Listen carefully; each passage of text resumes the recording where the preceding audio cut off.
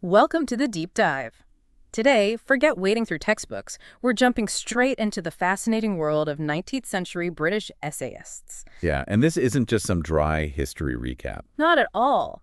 Think of it more like uncovering some really insightful, sometimes surprisingly modern perspectives on, well, everything from writing itself to politics and life. You might even spot where some current ideas got their start. Exactly. We've gone through quite a bit of their writing, and what really stands out is the sheer variety. hmm These writers were tackling big questions, personal reflections, literary critiques, you name it. They weren't just sticking to one lane. Right. So our goal here is to introduce some of the key players, their main ideas, and maybe trace some of those threads connecting them. Hopefully give you, the listener, a richer feel for this really influential period, and maybe, just maybe, inspire you to check out some of these essays yourself. Okay, let's dive in. First up, William Hazlitt. Our sources peg him as a, quote, bold thinker who challenged society's rules. Sounds like our kind of guy. Oh, definitely. Hazlitt had this really radical streak, especially for the time. He wasn't shy about criticizing what he saw as unfair politics or tired old traditions. Where do we see that most clearly? Well, his book, The Spirit of the Age, is a great example. It's full of these sharp, often quite critical sketches of the big names of his day. Gives you a real snapshot of the intellectual climate. It sounds like he had strong opinions. The notes even compare him to Thomas Paine, common sense guy. Yeah, that's a really good comparison, actually. They mention a shared fiery style, this urge to wake people up. Absolutely. Both Hazlitt and Paine wrote with this real directness, almost an urgency. They weren't about beating around the bush. They wanted to make people think, to push for change, using, well, the power of their words. Okay, but shifting gears slightly. He wasn't just about big political arguments, right? There's this essay on familiar style that feels very relevant even today for anyone who writes. It really is. What's fascinating there is Hazlitt's big push for clear, straightforward language. He argued that good writing should feel like a friendly chat. A friendly chat, not some stuffy academic paper. Exactly. Think writing like you're talking to a mate, using everyday words, sharing your own thoughts, none of that overly formal, dense prose. It was pretty revolutionary, challenging the sort of ornate style that was popular then. And that connects him to Charles Lamb, doesn't it? With the essays of Elia. Our notes say they shared a warm, conversational tone. Precisely. Both Hazlitt and Lamb really mastered that approachable style, especially in their personal essays. You feel like they're just sharing their thoughts, their experiences, very directly, very personally, like you're right there with them. And this familiar style, it had legs, didn't it? R.L. Stevenson apparently aped his style. That's the phrase used. It really did. Yeah. Stevenson clearly picked up on Hazlitt's way of connecting directly with the reader. You see that personal touch in Stevenson's essays, like Virginibus Puerisque. Even though Stevenson had his own distinct voice, that sort of direct line to the reader feels Hazlitt-esque. Yeah, that feeling of a personal voice speaking right to you, that's a clear echo. It's like a chain reaction. The notes even link it to Rudyard Kipling's Just So stories, which feels like a bit of a leap. Well, maybe not directly in style, but think about the core idea, engaging the reader directly. Hazlitt championed clarity and connection, and you can see how that value might ripple out even into storytelling for children like Kipling's. It shows how focusing on the reader resonates. Right, okay. And Stevenson's admiration seems pretty strong. The source mentions his love for Hazlitt's direct and personal essays, the ones with humor and heart, like an inland voyage. That mixed the personal insight, the wit, the genuine feeling that's key to Hazlitt's appeal. Stevenson definitely saw that and ran with it in his own way, being insightful and engaging. And the influence keeps going, all the way to George Orwell. Shooting an elephant is mentioned. Wow. It's quite a thread, isn't it? You see this lineage of honest, plain-speaking prose running through some major essayists, Orwell's commitment to clarity, to saying things directly, no fluff. You could definitely trace that back to the tradition Hazlitt was part of. Okay, let's pivot slightly. Hazlitt's literary tastes. He preferred Sir Walter Scott over Lord Byron. That seems significant. It really is. Tells you a lot about his critical values. Yeah. He loved Scott's stories about real people, that grounded style you see in Waverley. Uh-huh. He seemed to prefer that kind of realism, that focus on relatable human experience, Yeah. over Byron's more, shall we say, dramatic and sometimes self-focused romanticism. So substance and relatability over maybe grand gestures. The notes compare his critical approach to Samuel Johnson's Lives of the Poets. That's a sharp comparison. Both Hazlitt and Johnson had this knack for cutting through to what made writing really work, what gave it lasting value. They weren't afraid to give honest judgments, even unpopular ones. Both had a strong sense of literary merit. What also jumps out is just how versatile Hazlitt was. The source says he wrote with ease on such diverse subjects as coffeehouse politicians, Milton's sonnets, Sir Joshua Reynolds' discourses. That's quite a range. It really is. Table Talk is a great example. He brought the same sharp intelligence and engaging style, whether he was talking art, literature, politics, or just observing everyday life. Moving between topics so smoothly, always having something interesting to say. It's impressive. And this versatility gets compared to Virginia Woolf, interestingly. Her very topics in A Room of One's Own. Yeah, it's a great parallel. Woolf, like Hazlitt, could weave personal thoughts with commentary on a huge range of subjects, always with that distinctive voice.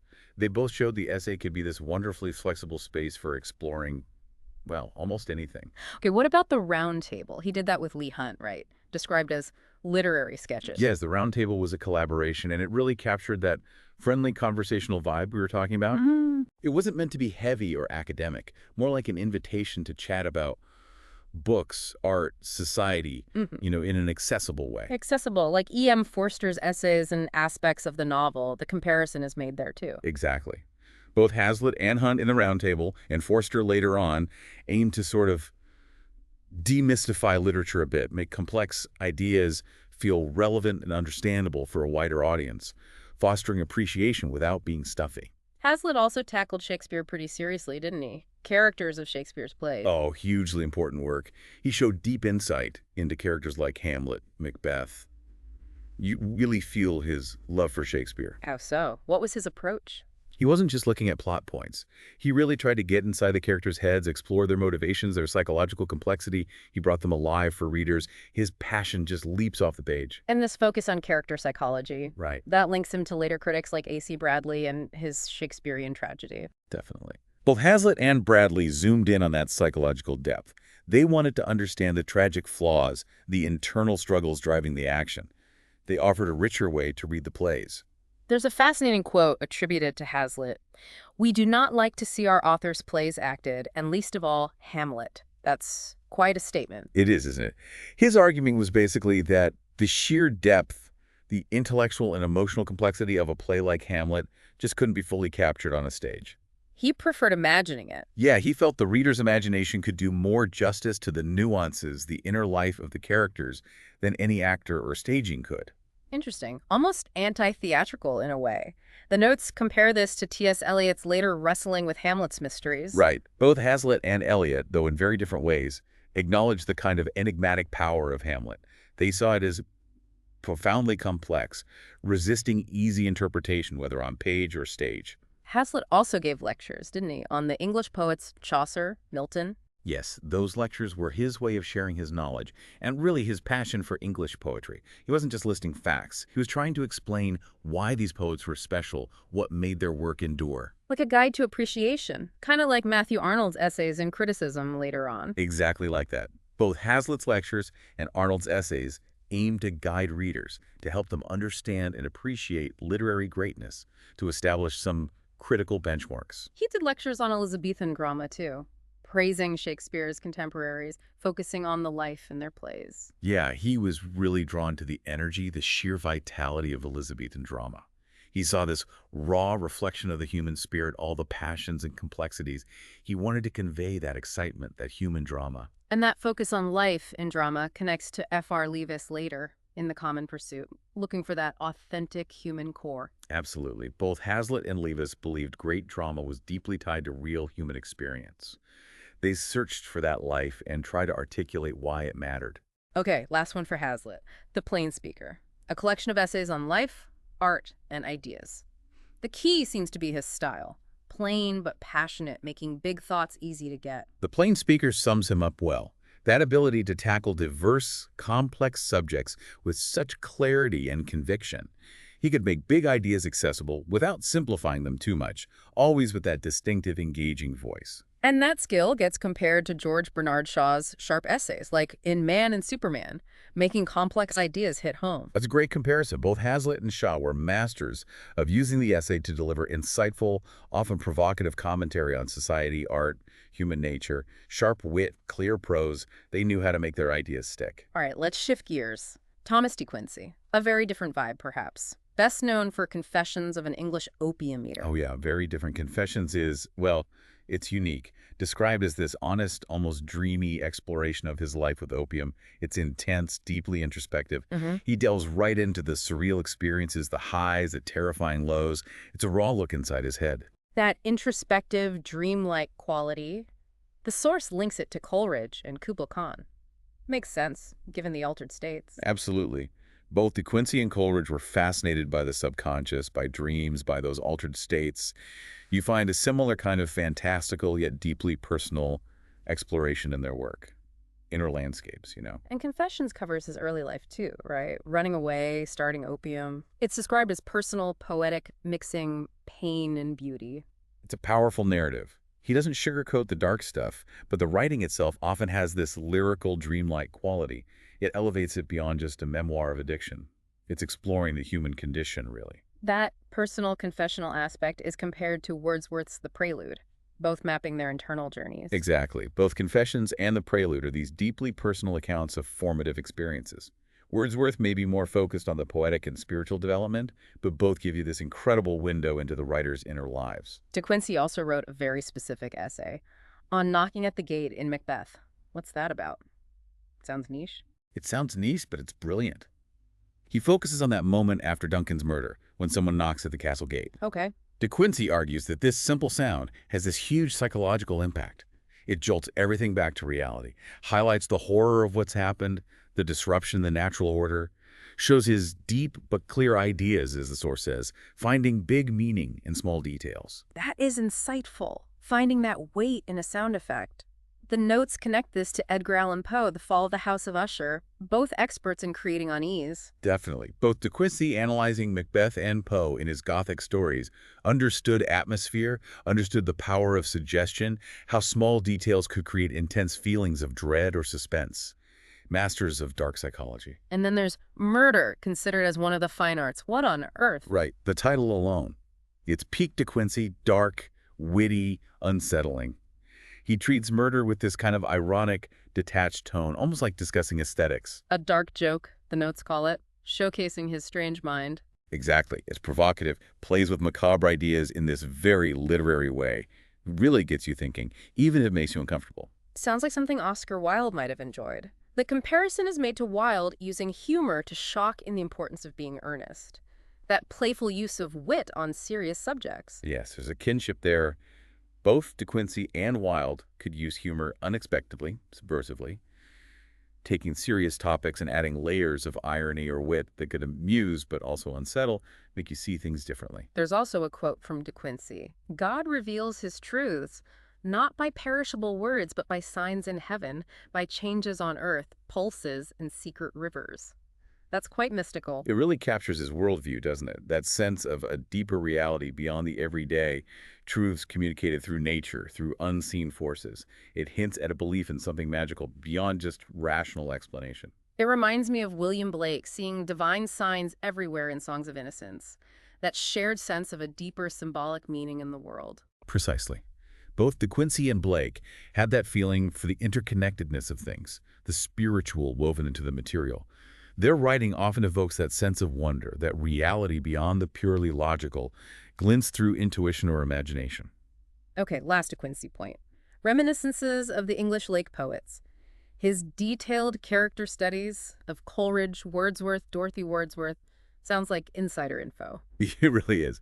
He knew them personally, so these aren't formal biographies. They're full of anecdotes, personal insights, observations. It's like getting a behind-the-scenes look at these literary giants through the eyes of someone who's actually there.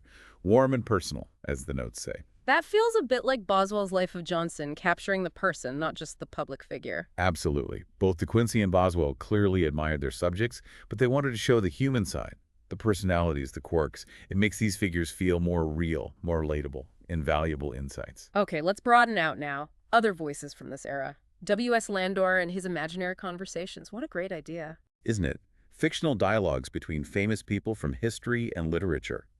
It's such a clever way for Lander to explore different ideas and perspectives, like listening in on amazing dinner party conversations across time. That imaginative setup to explore ideas. Kind of like Aldous Huxley creating whole new worlds in Brave New World to comment on ours. That's an interesting link. Both use fictional constructs, Lander's dialogues, Huxley's future societies, as a way to stage intellectual debates and offer social commentary, using imagination to hold up a mirror to reality. Landor also had a strong Republican spirit, apparently. Big believer in freedom, self-governance. Yeah, he was very passionate about liberty, very anti-tyranny. You see that come through in his writing, including the conversations. He uses them to champion freedom and individual rights. Connects him to someone like Shelley, right, and Prometheus Unbound. That shared fight for freedom. Precisely. Both Lander and Shelley were deeply committed to those ideals of freedom and justice. Different styles, different approaches, but that core value shines through in both. Okay, next. Thomas Love Peacock. His novel Nightmare Abbey apparently has malicious portraits, humorously malicious of Coleridge, Wordsworth, Southey. Sounds like fun. Peacock was brilliant at satire. Nightmare Abbey is him playfully poking fun at the Romantic poets and their philosophies. It's sharp, witty, but ultimately good-natured social commentary on the intellectual fashions of the day. Compared to Jonathan Swift in Gulliver's Travels, high praise for his satirical skill. It's apt, though. Both Peacock and Swift used humor and irony incredibly effectively to expose foolishness and pretension. Sharp wit, but always making a larger point, provoking thought while making you laugh. He did this elsewhere, too. Melancourt is mentioned, also poking fun at poets, and there's a link to Jane Austen. Yeah, Melancourt continues that satirical vein. The Austen connection is interesting, maybe less direct satire of ideas in Austen, but both had that incredibly sharp eye for observing human behavior and revealing social absurdities through witty dialogue and characterization. Peacock was known for dialogue novels generally, wasn't he? Headlong Hall, Crotchet Castle, where the debates of the story. Exactly. His novels often revolve around these lively, sometimes eccentric characters just debating ideas, philosophy, politics, social trends. He uses conversation as the main engine, staging these intellectual sparring matches for the reader. It's entertaining and thought-provoking. That focus on dialogue and debate reminds me of George Meredith, maybe, or even Trollope's use of conversation in the Barsetshire novels. Yes, all three really understood how powerful dialogue could be, revealing character, moving the plot, and crucially, exploring complex ideas. Different subjects, different styles, but they all knew conversation could be the heart of a novel. Peacock also did a Robin Hood retelling, Maid Marian, added humor and romance. Yeah, he brought his signature wit to the legend. It's not just adventure, it's playful, looking at the social dynamics, the romance, maybe with a slightly more ironic eye than usual takes on Robin Hood. Retelling classics with a personal spin, like Dickens with A Christmas Carol, or R.L. Stevenson with Treasure Island, making it their own. Precisely. Taking a familiar story or genre and stamping their own unique vision onto it. Dickens' morality, Stevenson's adventure, Peacock's wit, they knew how to make old stories feel fresh. He also wrote The Misfortunes of Elphin, set in Wales, using myths and humor, connected to William Morris. Right. Peacock blends Welsh mythology with his usual humor in Elfin. Like Morris, he was drawn to those ancient tales, that mythic power, although their styles and tones were quite different. Morris more earnest, maybe. Peacock more playful. Okay, shifting focus again. William Cobbett and Rural Rides. This sounds more like social observation. Rural Rides is incredibly important, yeah. It's basically Cobbett traveling through the English countryside and writing down exactly what he saw. Farming, the lives of workers, the economic conditions. It's a vital snapshot of rural England in the early 19th century. Very grounded. That connection to the land feels a bit like the poet John Clare, The Shepherd's Calendar, both really tuned into rural life. Absolutely. Both Cobbett and Clare had this deep, intimate knowledge of the countryside. Cobbett focused more on the social, political, practical aspects in his prose, while Clare captured the sort of sensory details and natural beauty in his poetry. Both offer crucial perspectives on a way of life that was changing fast. Next, Sydney Smith, founder of the Edinburgh Review, known for witty essays. Sounds sharp. Oh, Sydney Smith was famously witty, a major intellectual force. The Edinburgh Review was hugely influential, and his essays were known for being clear, logical, and often very, very funny. Razor-sharp irony. He used that wit for serious points, too, right? Peter Plymley's letters attacked religious intolerance, compared again to Swift, like a modest proposal. Yes, exactly. Smith, like Swift, knew satire could be a powerful weapon. Peter Plymley's letters uses humor brilliantly to expose the absurdity and injustice of anti-Catholic laws, making a strong case for reform through wit and reason. And his view on government, protect people and property, then let enlightened self-interest do its thing, sounds like Adam Smith territory. It does align closely. Sidney Smith favored limited government, individual liberty, especially in economic matters. That idea of enlightened self-interest driving progress is straight out of Adam Smith's playbook and reflects that broader liberal thinking of the time. Now, Lord Macaulay, known for the apotheosis of the debating style, sounds powerful. Macaulay's essays are like powerhouse arguments on paper, incredibly forceful, persuasive. He marshals facts, builds his case with such clarity and conviction, it feels like reading a brilliant debate speech, real intellectual momentum. That forceful style gets compared to Edmund Burke in Reflections on the Revolution in France, a tradition of strong, persuasive writing. Absolutely. Both Macaulay and Burke were masters of rhetoric, building compelling cases. Different politics, different contexts, obviously, but that shared ability to argue powerfully is clear. Macaulay was also famously well-read, memorized Paradise Lost, and it shows in his writing. Like Samuel Johnson again. His learning was legendary. And yes, like Johnson, he drew constantly on this vast knowledge of literature and history. It gives his essays incredible depth and authority. You feel the weight of that knowledge behind the arguments. And his History of England, unfinished, but compared in ambition to Gibbon's Decline and Fall of the Roman Empire. Huge scale. Yeah, he aimed for this grand, sweeping narrative history. What he completed is known for its vivid storytelling and research, echoing that monumental ambition of Gibbon's work. A massive undertaking. We should briefly mention Adam Smith himself here. Wealth of Nations, foundational economics, self-interest benefiting all, still debated today. Absolutely foundational. Wealth of Nations basically laid out the principles of free markets, arguing how individual economic actions within a legal framework could lead to greater prosperity for society. Hugely influential, still central to economic thought. And his work paved the way for others like John Stuart Mill and David Ricardo in political economy, building on those ideas. Right? Smith, Mill, Ricardo, they're the big names in classical economics. They wrestled with wealth, distribution, government's role, developing and refining those core ideas, sometimes disagreeing, but pushing the field forward. Okay, let's move to Thomas Carlyle. A proud Scot Calvinist roots. Sounds intense. Carlyle was definitely intense. That background shaped him profoundly. Strong moral convictions, huge emphasis on duty, hard work, and this kind of fiery, almost prophetic tone often comes through in his writing.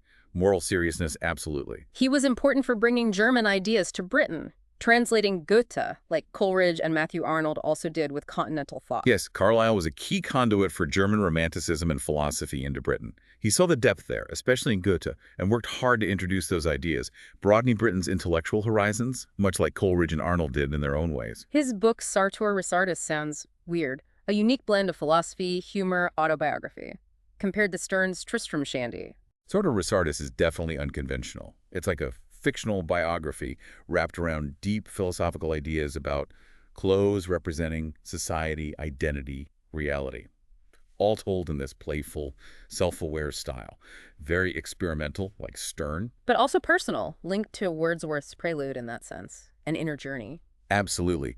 Beneath the quirky structure and the fictional Professor Teufelsdrock, it's really Carlyle working through his own big questions, his own intellectual and spiritual crises. It's deeply personal, like Wordsworth's exploration of his own development. He had that famous line, "Close thy Byron, open thy Goethe." Quite a statement about literary taste. It really sums up his view. He saw Goethe as offering profound wisdom, moral depth, a constructive vision, contrasting that with what he felt was Byron's more dramatic, maybe self-indulgent angst, a call for literature with more substance, basically. And another quote, "Work, work while it is called today, for the night cometh."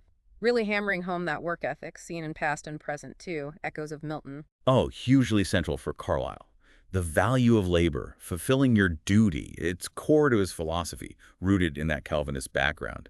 A powerful theme throughout his work, and yeah, you can see parallels with Milton's emphasis on duty and purpose. His idea of heroes and hero worship, that great individuals shape history. How does that connect to others? Hazlitt's interest in great minds, Blake's view of human potential. Carlyle believed certain exceptional individuals embodied key values and drove history forward.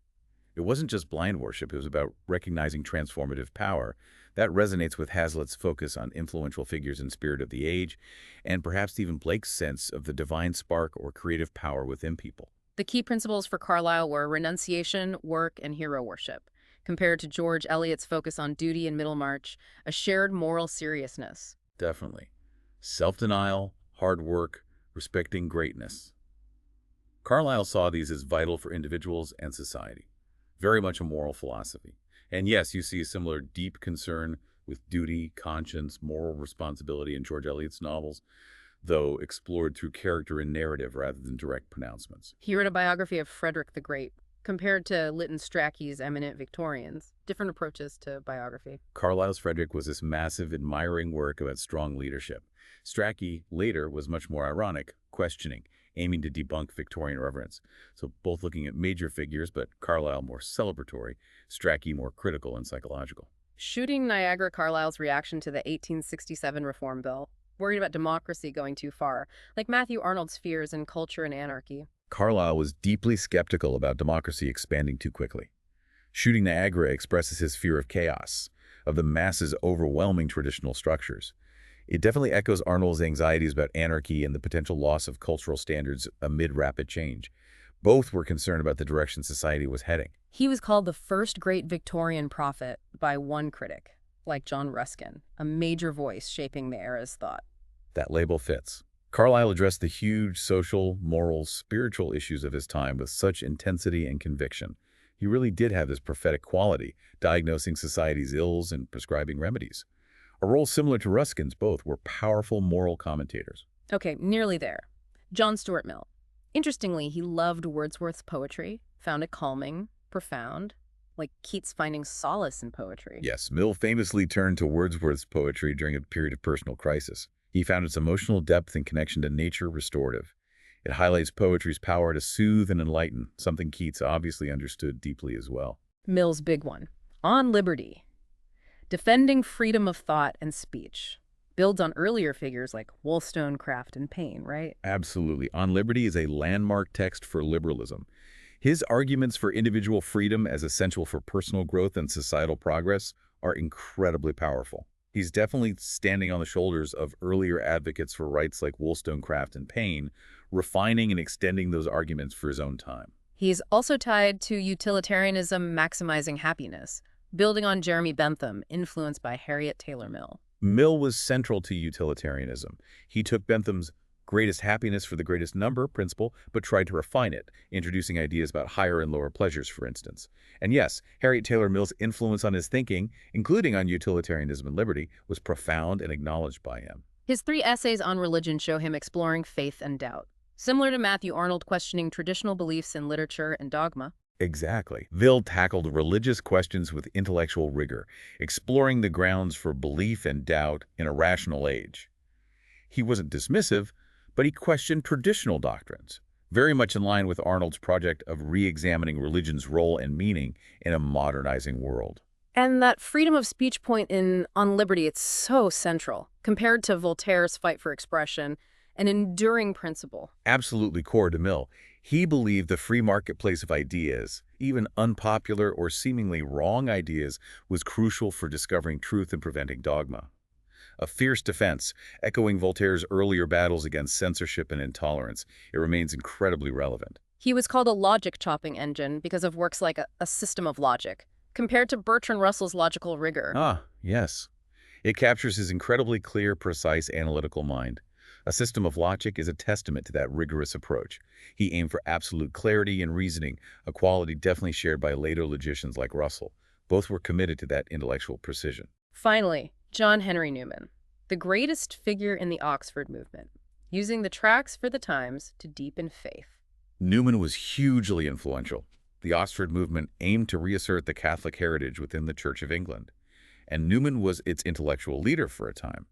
The tracts were key tools in that effort, sparking major theological debate and having a lasting impact. And his sincere expression of faith gets compared to Gerard Manley Hopkins's religious poetry, that power of conviction. Yes, both Newman in his prose and Hopkins in his poetry conveyed this deep, intense personal faith. Different forms, Newman more theological, Hopkins more ecstatic and devotional perhaps, but both offer incredibly powerful expressions of religious experience and conviction. Wow, okay. That was quite a journey through some incredible minds. This deep dive really shows just how rich and varied that whole 19th century essay landscape was. It really was. Yeah. And what's striking is how relevant so much of it still feels, doesn't it? The debates about style, politics, society, belief. These writers were grappling with things we still think about today, just in their own context. Their voices still offer so much. Absolutely. So, for everyone listening, as we bounce between all these figures and ideas, maybe think about whose voice really stood out to you, whose ideas sparked something. Yeah, or what questions does this raise for you about that whole era of writing? Hopefully, this has maybe whetted your appetite to go and explore some of these writers a bit more. There's definitely a lot more to discover.